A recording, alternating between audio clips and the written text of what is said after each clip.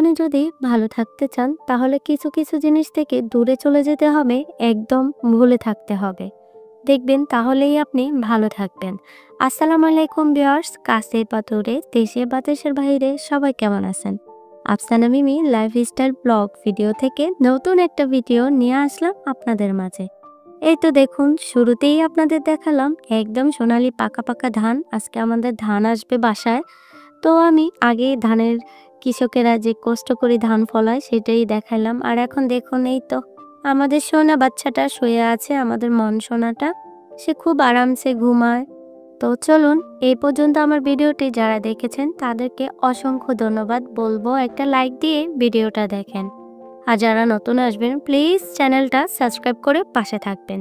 চলে এসেছি কিন্তু ধান, মাঠের ধান কিন্তু এখন ছাদে। তো চলুন আমি ধানগুলোকে নেড়ে দিচ্ছি। একদিনের মধ্যে কিভাবে ধান ভাঙিয়ে ফিটা খাইতে হয় সেটাই দেখাবো। শহরে বসেও কিন্তু আপনি গ্রাম উপভোগ করতে পারেন যদি আপনি চান। তো চলুন ধানগুলা আগে নেড়ে দেই।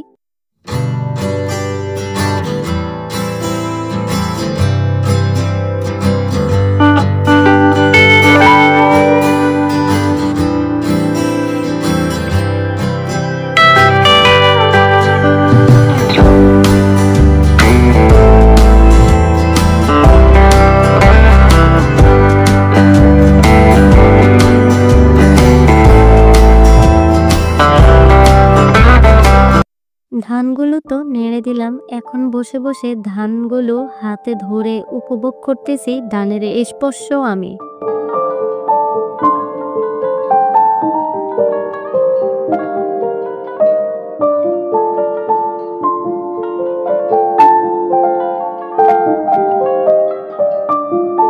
তো ধানগুলো রোদে থাকলো, এর মধ্যে কিন্তু আম্মু আমায় ডাকলো যে নাস্তা করার জন্য। এখন কিন্তু আমি নাস্তা করে নিলাম, সিম্পল নাস্তা। এই যে চানাচুর মুড়ি মাখার সাথে ভাজি ছিল আর হচ্ছে চা। চলুন নাস্তাটা উপভোগ করি।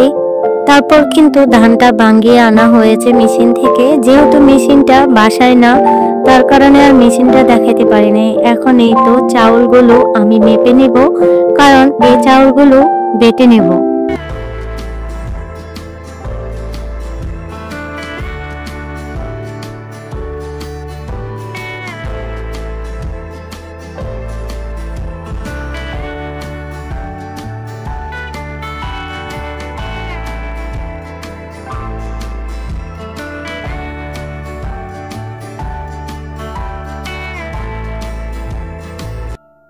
চাউলগুলো মেপে এই তো আমি পানি দিয়ে ভালো করে ধুয়ে একটু ভিজিয়ে রাখবো চাউলগুলোকে, তারপরেই বাটনায় বাটবো। সত্যি এইভাবে পিঠা খাওয়ার মজাই আলাদা। ধান থেকে চাউল করা, চাউল থেকে নিজের হাতে চাউল বেটে তারপর পিঠা বানানো, আমার কাছে এটা দুর্দান্ত লাগে। সেই আগের দিনে আমি ফিরে যাই। আপনাদের কাছে কেমন লাগে? এখন আসলে মানুষ অত কষ্ট করতে চায় না। মানুষ এখন কিনে খায়, না হয় কিনে চাউল এনে তারপর বাসায় কমই কষ্ট করে মানুষ, মানুষ কিনেই এনে খায়। কিন্তু আসলে আমার কিনাটাতে তেমন একটা পোষায় না, তাই বাসায় বানাই, দেখাইলাম আপনাদেরকে, এবং সঙ্গে আমিও খেলাম। চাইলে আপনারাও বাসায় বানিয়ে খেতে পারেন, দুর্দান্ত হয় কিন্তু।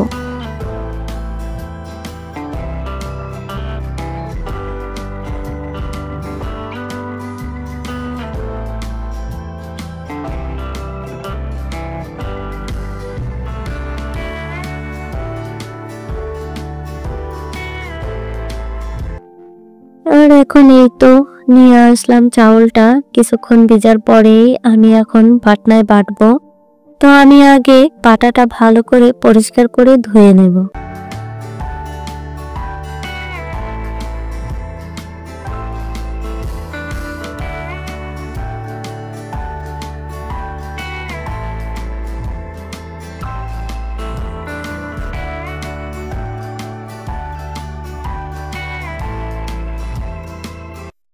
পাটায় বাটনা বেটে তারপর আমি চাউলগুলো চেলে নিয়েছি। একদম ভালো লেগেছে, কি বলবো, বলে বোঝাতে পারবো না যে আনন্দটা পেয়েছি।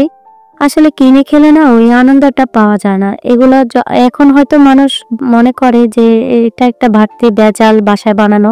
কিন্তু ভেজালের মধ্যেও কিন্তু জানেন আনন্দ আছে। যে আনন্দটা আমি পেয়েছি। শত কষ্টের মাঝেও আনন্দ উপভোগ করা যায়। আর গ্রামকে সঙ্গে করে ঘোরা যায়।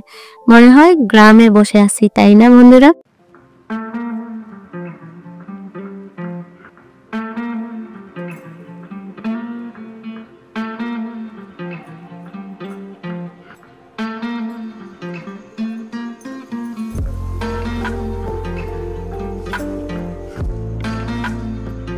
গুঁড়িগুলো চেলে হালকা একটু রোদ্রে দিয়েছি। আর এখানে আমি এই তো নারিকেল ছুলে নিচ্ছি। ভাপা পিঠা খেতে গেলে তো নারিকেলটা মেন উপকরণ। চলুন।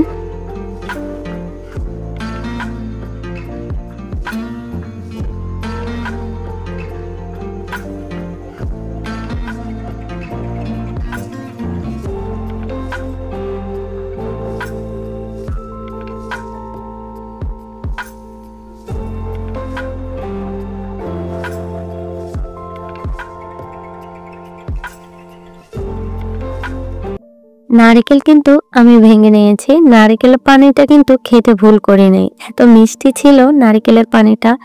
এখন আমি নারিকেলগুলো কুড়িয়ে নিচ্ছি পিঠার জন্য।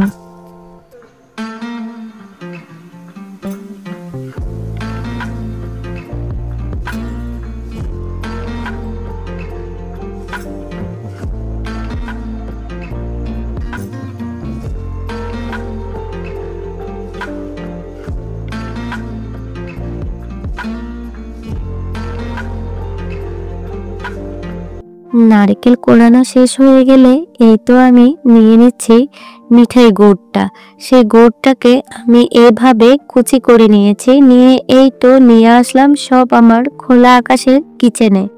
এখানে এনেই আমি কিন্তু পিঠা বানানো আমার শুরু। দেখুন অলরেডি কিন্তু পিঠা বানাতে বসে গেলাম।